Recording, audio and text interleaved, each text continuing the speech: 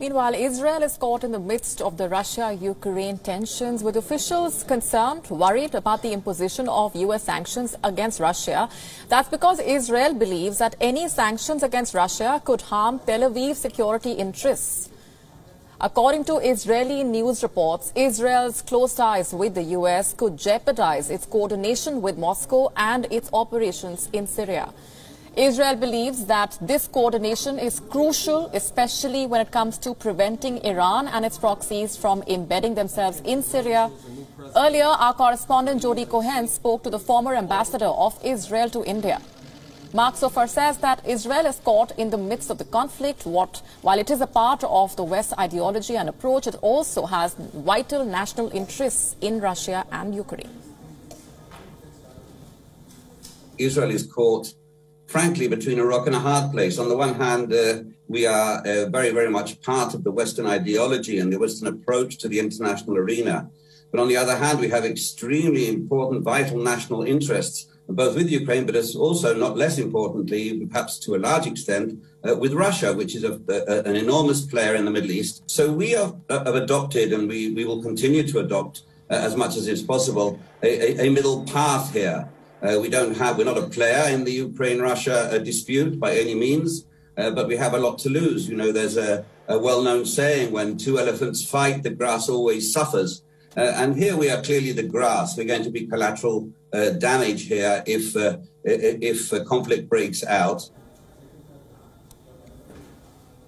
For its part, Israel does not share any borders with either Russia or Ukraine, but it is still caught in a bind. On one hand, Washington is the Jewish state's most important ally. Meanwhile, it needs Russia to counter crucial threats in Syria. As many as 100,000 Jews live in Ukraine, while officials don't expect nationwide chaos that would require a mass airlift, but Israel could be ready to act if that is required. Our correspondent Jody Cohen visited the Victory Monument in Netanya. It is a memorial that marks the Red Army's victory over Nazi Germany in World War II. It was erected by a decision of the government of Israel with the consent of the Russian government. It was unveiled in a 2012 ceremony attended by Vladimir Putin and Benjamin Netanyahu, showcasing the shared history between the two sides.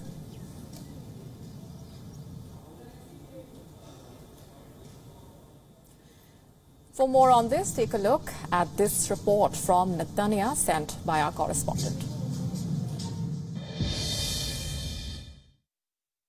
I'm standing in a park in Israel that was opened in 2012 by President Putin and is actually dedicated to Russian soldiers in World War II. It's thought to be the first monument of its kind outside of former Soviet states, which underlines just how important Israel's strong relations with Russia are.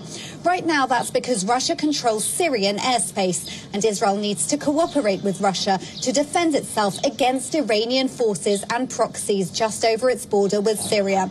So on the one hand, Israel needs Russia to defend itself against what it sees as an existential threat.